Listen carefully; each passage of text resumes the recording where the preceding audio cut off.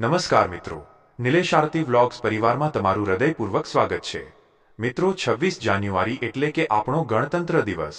આ માત્ર રાષ્ટ્રીય પર્વ નથી, પણ ગ્રહોની દ્રષ્ટિએ આ દિવસે અમુક એવા સંયોગો બની રહ્યા છે જે તમારા જીવનની ગરીબી અને દરિદ્રતાને કાયમ માટે ખતમ કરી શકે છે। આજે હું તમને ધન પ્રાપ્તિનો એક એવો ગુપ્ત ઉપાય બતાવવા જઈ રહ્યો છું જે 26 જાન્યુઆરીના દિવસે જ ફળદાયી થાય છે। એક ખાસ સાવધાની અને કડક સૂચના। જે લોકો આ વિડિયોને રમત સમજે છે અથવા જેઓ આ વિડિયો અધવચ્ચે છોડીને જશે, તેમને યાદ રાખવું કે તેઓ કદાચ પોતાના હાથે જ દરિદ્રતાને આમંત્રણ આપી રહ્યા છે।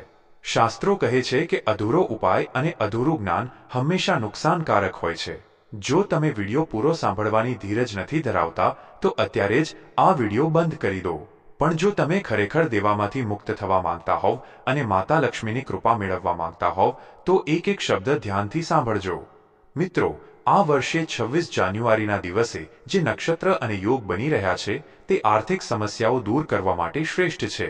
જ્યારે દેશ આઝાદી અને ગણતંત્રની ઉજવણી કરી રહ્યો હોય, ત્યારે તમારી આર્થિક આઝાદી મેળવવાનો પણ આ શ્રેષ્ઠ સમય છે। જો તમારા ઘરમાં પૈસા ટકતા ન હોય, વેપારમાં ખોટ આવતી હોય અથવા મહેનત કરવા છતાં સફળતા ન મળતી હોય, તો સમજી લેજો કે આ ઉપાય ખાસ તમારા માટે જ છે। નોંધી લેજો આ વિધિ જે તમારે 26 જાન્યુઆરીના દિવસે કરવાની છે। આ દિવસે સવારે વહેલા સ્નાન કરી, સ્વચ્છ વસ્ત્રો પહેરી તમારા ઘરના મંદિરમાં દીવો પ્રગટાવો। તમારે એક લાલ રંગનું નવું કપડું લેવાનું છે। તેના પર 11 લાલ ગુંજા અથવા 11 આખી સોપારી મૂકવી। તેની સાથે એક ચાંદીનો સિક્કો, અને જો ચાંદીનો સિક્કો ન હોય તો સામાન્ય સિક્કો પણ ચાલે, અને થોડા ચોખા રાખવા। ત્યારબાદ માતા લક્ષ્મી અને ભગવાન ગણેશનું ધ્યાન ધરીને ઓમ શ્રી હ્રીં ક્લીં મહાલક્ષ્મયે નમઃ મંત્રની એક માળા કરવી। આ પોટલીને માતા લક્ષ્મીના ચરણોમાં અર્પણ કરવી। 26 જાન્યુઆરીના દિવસે આખો દિવસ આ પોટલી ત્યાં રહેવા દેવી। સાંજે આરતી કર્યા પછી આ પોટલીને તમારા ઘરની તિજોરી અથવા જ્યાં તમે પૈસા રાખતા હોવ ત્યાં મૂકી દેવી। આ ઉપાય કરવાથી તમારા ઘરમાં ધનનું આગમન થશે અને નકારાત્મક ઉર્જા દૂર થશે। મિત્રો, ફરી એકવાર કહું છું, જેઓ આ વિધિ સાંભળીને પણ અમલમાં નહીં મૂકે અથવા શંકા રાખશે, તેમને દરિદ્રતાનો સામનો કરવો પડી શકે છે।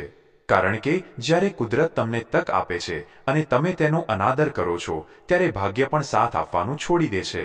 જેઓ વિડિયો અધૂરો મૂકીને જાય છે, તેઓ ખરેખર પોતાનું નસીબ ચમકાવવાની તક ગુમાવી રહ્યા છે। ઘણા લોકો પછીથી ફરિયાદ કરે છે કે અમારું કામ કેમ નથી થતું। તેનું કારણ એ જ છે કે તમે પૂરી શ્રદ્ધા અને પૂરો સમય ભગવાનને આપતા નથી। 26 જાન્યુઆરીના દિવસે ઘરમાં કલેશ ન કરવો, કોઈની નિંદા ન કરવી અને ખાસ કરીને ઘરના આંગણે કોઈ ગરીબ આવે તો તેને ખાલી હાથે ન કાઢવો। આ દિવસે કરેલું દાન તમારા ભાગ્યના બંધ દરવાજા ખોલી નાખશે। યાદ રાખજો, જે લોકો વિધિ વિધાનનું પાલન કરે છે, માતા લક્ષ્મી સ્વયં તેમના ઘરે પધારે છે। જો તમે અત્યાર સુધી આ વિડિયો જોયો છે, તો તેનો અર્થ એ છે કે તમે તમારા જીવનમાં પરિવર્તન લાવવા માટે ગંભીર છો।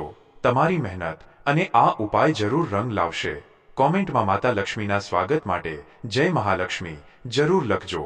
તમારી એક કોમેન્ટ બતાવે છે કે તમે આ 26 જાન્યુઆરીએ તમારું ભાગ્ય બદલવા માટે તૈયાર છો। નિલેશ આરતી વ્લોગ્સ સાથે જોડાયેલા રહેવા બદલ આપનો ખૂબ ખૂબ આભાર। આ માહિતી શેર કરવાનું ભૂલતા નહીં, કારણ કે બીજાનું ભલું કરવાથી આપણું ભલું થાય છે। ભારત માતા કી જય।